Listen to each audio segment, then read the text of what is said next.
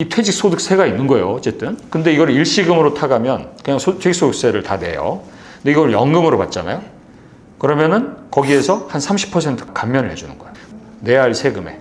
그것도 또 10년 이상, 10년 초과해서 길게 받잖아요.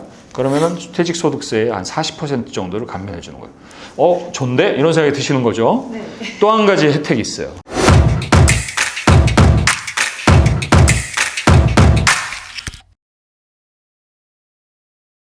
안녕하세요. 마이머플러TV입니다.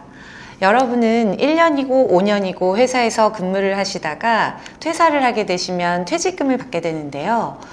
대표님, 이 퇴직금을 한 번에 받지 않고 연금으로 받을 수 있다고 들었어요. 그 퇴직연금 제도라고 해서 퇴직금이 아니라 퇴직연금 이렇게 제도가 바뀐 거죠. 그게 2005년부터 바뀐 거예요. 그러면은 그 전에는 어떻게 제도가 운영이 됐느냐? 자, 우리나라에 퇴직금 제도라는 게 도입된 게 1953년이에요. 엄청 빠른 거죠. 그러니까 이게 우리가 해방이 되고 나서 우리 제도가 상당 부분 이제 외부에서 왔죠. 외부에서 왔고 그 중에 특히 미국 영향을 꽤 받았고 그렇게 된 거죠. 물론 일본 영향도 있었습니다만. 그래서 53년에 퇴직금 제도라는 게 법적으로 도입이 됐고 61년에 이게 법정 퇴직금으로 돼요. 반드시 퇴사할 때는 1년에 1개월치씩 계산해가지고 퇴직금을 줘라 이렇게 된 거예요. 이제 이렇게 계속 운용이 되다가 어떤 문제들이 발생을 하냐면 자, 퇴직을 이제 직장을 한 군데 계속 있는 경우도 있지만 또 이직을 하잖아요. 그러면 이제 퇴직금을 받아서 다 써버리는 거예요. 그래서 참 퇴직금이라는 게 도대체 어떤 용도냐. 이게 뭐 목돈으로 해가지고 다 써버리는 거냐. 근데 이게 가만히 생각해보니까 이게 일을 그만두고 나서 그러니까 은퇴를 하고 나서 그 퇴직금을 받아서 그거를 이제 일이 없을 때 그 돈으로 살아갈 수 있는 기능이 가장 큰 거라는 생각이 든 거죠. 그러면 이거를 또 하나는 또 회사가 막 망하잖아요. 망하면 회사가 급여를 못 줄 뿐만 아니라 퇴직금도 못 주는 거예요. 퇴직금을 왜냐면 사내에 적립했다가 퇴직하면 내주고 이렇게 되는데 이게 망하니까 줄 돈이 없는 거예요. 그러니까 어떤 생각을 하게 됐냐면 퇴직금은 회사가 관리하면 안 되겠다.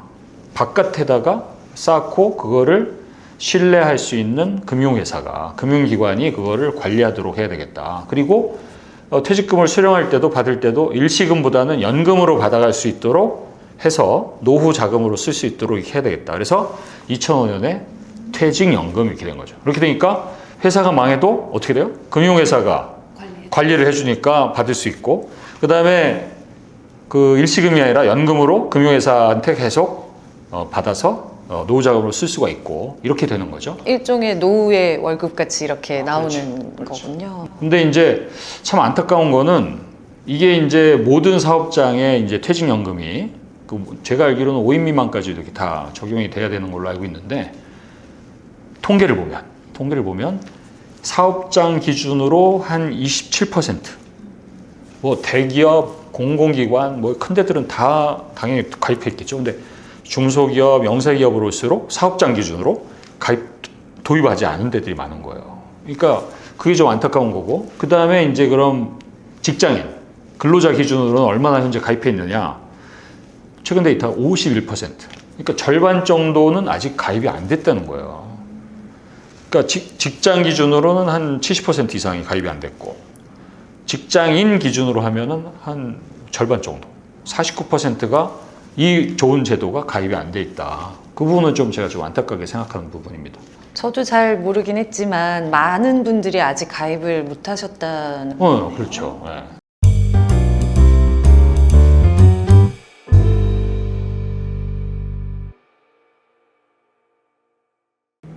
그렇다면 앞으로 이 퇴직연금, 연금으로만 받아야 할까요?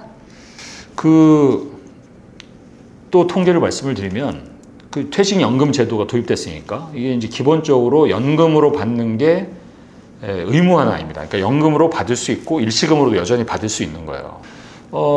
받는 사람 입장에서 퇴직한 근로자 입장에서 이거를 일시금이 좋을까 연금이 좋을까? 그럼 이제 정부가 베네핏을 준 거예요. 혜택을. 연금으로 받는 게 좋아요. 두 가지 혜택을 드릴게요. 이렇게 한 거예요. 한 가지는 저 퇴직금을 받으면 퇴직도 어떻게 돼요? 소득이죠. 그러면은 이제 근로소득 해가지고 소득 세율 막 계산하듯이 막 각종 공제 이런 거 해가지고 한 다음에 표준을 만들고 표준에 이제 세율을 똑같이 때리는데 이 퇴직소득세가 있는 거예요. 어쨌든. 근데 이걸 일시금으로 타가면 그냥 퇴직소득세를 다 내요. 근데 이걸 연금으로 받잖아요. 그러면은 거기에서 한 30% 감면을 해주는 거예요. 내야 할 세금에. 그것도 또 10년 이상, 10년 초과해서 길게 받잖아요. 그러면은 퇴직소득세의 한 40% 정도를 감면해 주는 거예요. 좋은데? 이런 생각이 드시는 거죠. 네. 또 한 가지 혜택이 있어요. 혜택이 뭐냐면은 자, 연금으로 일시금으로 갖지 않고 퇴직연금으로 있고 그다음에 퇴직연금이라는 게 매년 이제 적립돼서 하니까 그 운용이 되잖아요. 그럼 거기서 뭐가 생겨요? 운용 이득이 생기잖아요. 그게 이자일 수도 있고 배당일 수도 있고 뭐 캐피탈 게인, 자본 차익일 수도 있고 그럼 그거에 대해서 연금은 이 연금으로 운용된 그 이득이 있잖아요. 그거는 과세를 안 해요. 과세를 안 하고 보통 이자세, 배당세 뭐 이런 걸 내는데 그걸 안 내고 내가 수령할 때 훨씬 낮은 세율을 내요. 3.5에서 5.5% 해가지고 실제로 그 운용하는 거에 대해 세금 안 내고 수령할 때 내는데 그 두 가지의 세율 차이가 크다. 그러니까 받으실 때 어떻게 돼요? 일시금보다는 연금이 두 가지 점에서 훨씬 유리한 거죠. 근데 다시 한번 안타까운 걸 말씀을 드리면 그럼에도 불구하고 일시금으로 타가시는 분들이 훨씬 많아요. 아직 잘 모르셔서 혜택을 모르실 수도 있죠. 근데 그것도 있겠죠. 당장 내가 어디 쓸 돈이 있다. 응? 목돈이 들어가야 되는 데가 있다. 제가 이 자리를 빌어서 말씀드리고 싶은 거는 그 혜택을 최대한 활용할 수 있을 뿐만 아니라 다른 데 용도가 있다 하시더라도 일단 노후 자금 이 부분을 우선적으로 활용하는 데를 1순위로 두시는 게 좋겠다. 그래서 그런 부분은 좀 안타깝기도 하고 좀 다시 그런 점에서 활용했으면 하는 측면이 있습니다.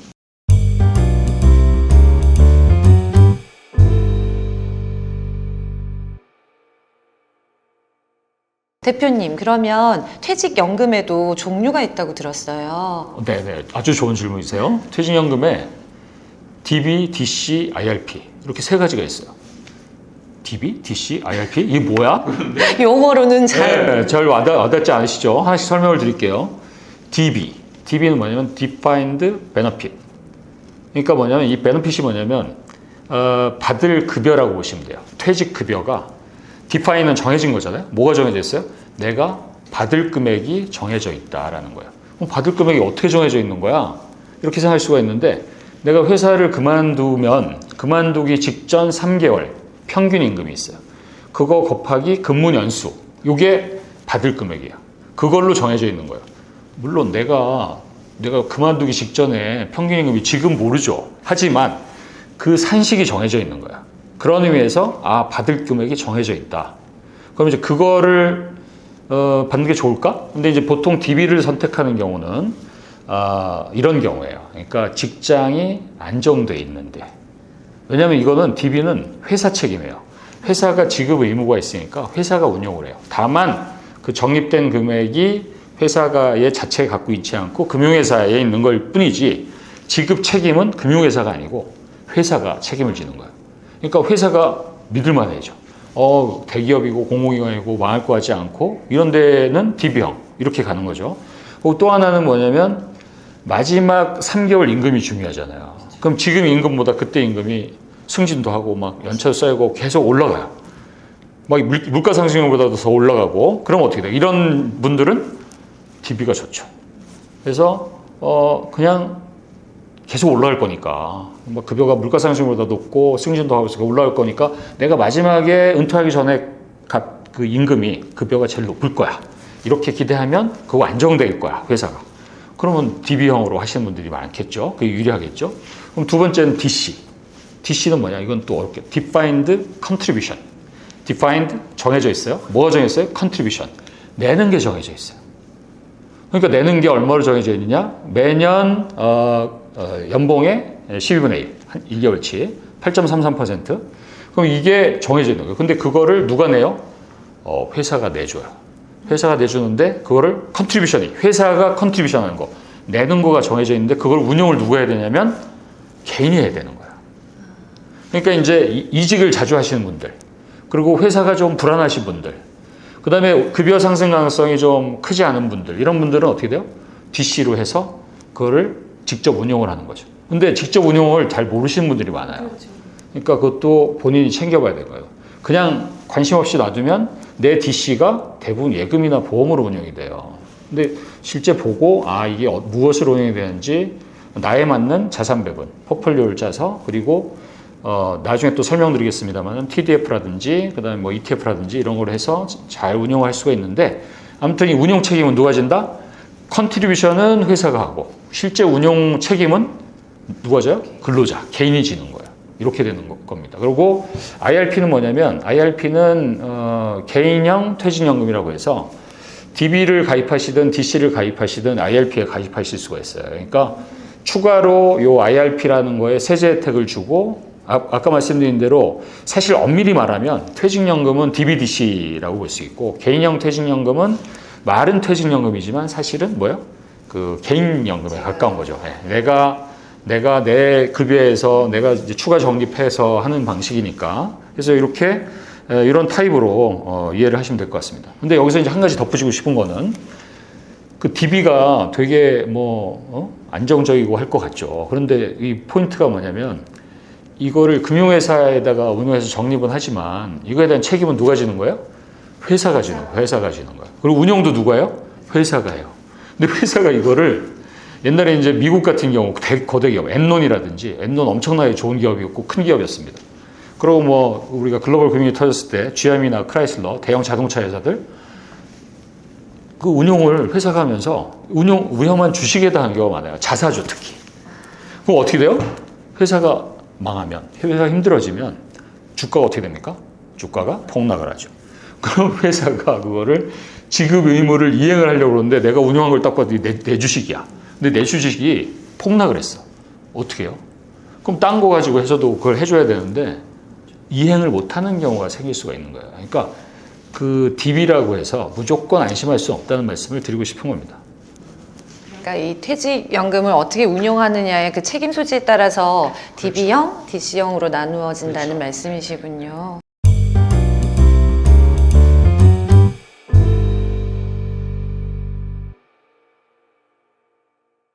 그러면은 제가 만약에 지금 DB형이에요. 근데 혹시 DC형으로 옮기고 싶다. 가능한가요? 그 제도상으로 DB에서 DC로 갈 수도 있고 DC에서 DB로 갈 수도 있습니다. 근데 이제 투자는 훨씬 더 복잡한데 일단 DB에서 DC로 가는 경우 이런 거예요. 내가 임금 피크에 걸렸어요. 그럼 어떻게 돼? 임금 피크는 뭐냐면 이게 임금이 정점을 찍고 그다음부터는 준다는 거죠. 그러면 이때 퇴직금을 받거나 중간정산하거나 이때 DB에서 DB를 받고 DC로 전환을 하면 줄어든 걸로 끝까지 가면 DB 내가 받는 게 줄잖아요.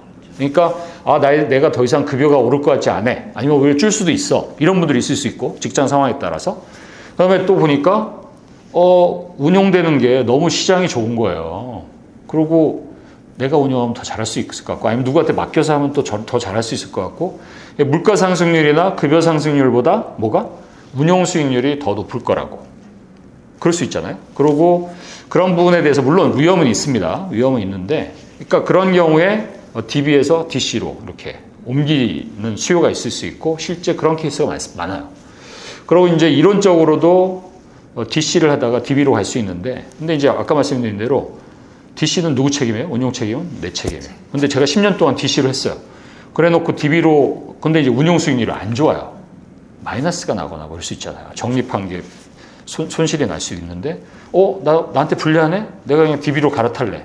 그러면 DB로 해주고 그러면 저건 디파인드 베너핏이니까 내가 손실 본 거를 이렇게 메이크업 해주고 보상해주고 그다음에 또 갈 수 있는 거 아니야? 네. 근데 어떻게 돼요? 그런 거는 너무 좋은 것 같은데 그러면 안 되는 거야. 제도상으로 그런 건 없어요. 그러니까 DC는 거기서 자기가 그만큼 손실을 보면 돈대로 스탑이고 그 DB로 전환 시점부터 새로 카운트를 해야 되는 거야. 그래서 그런 차이가 있다. 그러니까 내 거를 내가 운용을 어떤 문제가 생겼든 손실이 생겼을 때 DB로 다 보상해주고 DB로 전환한다? 그거는 그럼 누구라도 왔다 갔다. 그거는 매우 어려운 얘기고 그렇게는 전환이 안 된다. 그렇게 이해하시면 될 것 같습니다. 그렇다면 대표님, 이 퇴직금이라는 건 제가 일한 기간에 비례해서 받게 되는 거잖아요. 근데 만약에 제가 평소에 받은 급여에 대해서 조금 덜 쓰고 그리고 또 퇴직연금을 더 많이 이렇게 붓고 싶다. 이런 경우에는 또 어떤 방법이 있을까요? 두 가지 방법이 있어요. 하나는, 자, DB는 회사가 지급을 책임지니까 회사가 운영을 하는 거잖아요. 근데 개인이 운영을 하는 건 DC라고 그랬잖아요. 그럼 DC는 회사가 8.3을 계속 매년 내겠죠? 이렇게 적립을 하죠. 근데 내가 운영을 해요. 근데 내가 보니까 내가 운영을 하면서 여기다 더 하고 싶은 거예요. 할 수 있어요. 그래서 DC의 경우에는 추가 납입을 할 수가 있어요. 그리고 추가 납입한 거에 대해서도 마찬가지로 혜택이 주어지는 거예요. 아까 말씀드린 대로 거기서 만약에 이득이 생기잖아요. 그럼 이득이 생기면 그에 대해서 과세를 하지 않고 내가 실제 돈을 받을 때, 연금을 수령할 때만 과세를 한다든지 이런 혜택이 있는 거고 추가 적립할 수 있습니다. 근데 추가 적립할 수 있는 더 좋은 방법은 뭐냐면 IRP로 가는 거예요. 앞서서 개인형 퇴직연금 말씀드렸잖아요. IRP에 하면 최대 700만 원까지 그 세액공제를 줘요. 세액공제를 주는데 그게 5,500 연봉이 5,500 미만이냐 이상이냐 그 구간이 있는데 구간에 따라서 13.2 또는 16.5%의 세액공제를, 그러니까 내가 납입을 하면 연말정산할 때 그만큼씩을 돌려받고 또 하는 거죠. 그리고 700에서 1800까지는 또 납입할 수 있어요. 추가 납입. 근데 그거는 세액공제가 대신 없어요. 없는데 말씀드린 대로 거기서 운용해서 나오는 이득이 생기잖아요. 그건 과세를 하지 않아요. 과세를 하지 않고 아까 받을 때 과세를 해요. 받을 때 아주 낮은 세율로 과세를 하는 거죠. 그러니까 퇴직연금, DB, DC의 경우 또 IRP 이렇게 활용하실 수가 있고, IRP는 이렇게 생각해 보시면 그럼 직장인만 그거 가입할 수 있는 거 아니야? 왜냐하면 퇴직연금하고 연계가 돼 있으니까 이렇게 생각할 수가 있는데 제도가 바뀌었어요. 바뀌어서 자영업자도 할 수 있고요. 그 다음에 공무원, 군인, 교원, 직영연금 가입자들도 IRP를 가입할 수 있어요. 그러니까 이 제도의 취지가 뭐냐면 국민연금이나 퇴직연금 갖고 계신 분들 또는 직영연금, 공무원연금, 사학연금, 군인연금 갖고 계신 분들이라 하더라도 내가 좀 더 풍족한 노후를 보내고 싶어, 더 적립하고 싶어 하면 IRP를 통해서 세액공제 700까지 또 최대 납입은 1800까지 그렇게 가입하실 수가, 납입을 하실 수가 있다는 거죠.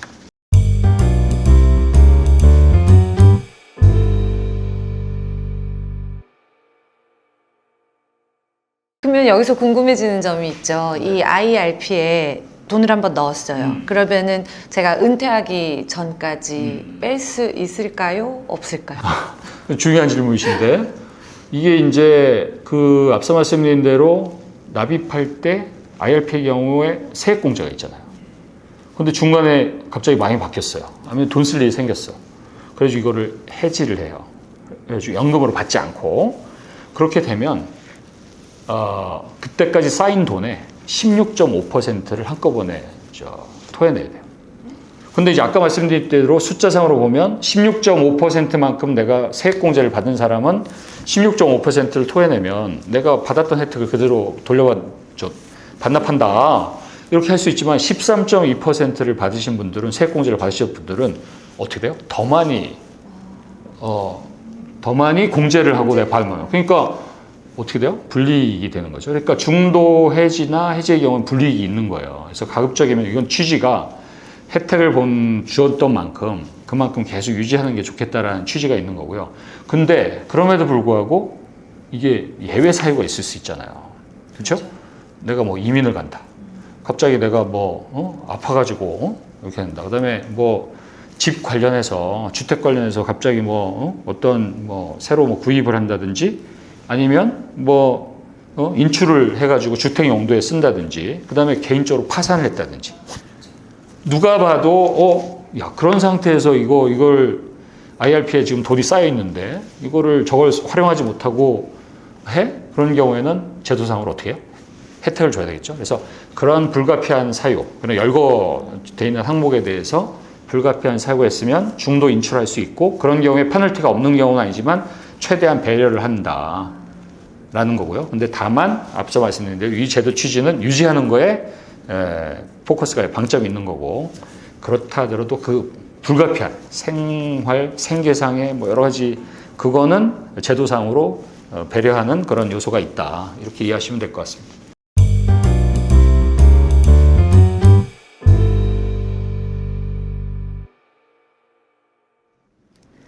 이번 시간에는 퇴직연금에 대해서 알아보았는데요. 마이머플러 TV와 함께 따뜻한 노후 관리하셨으면 좋겠습니다.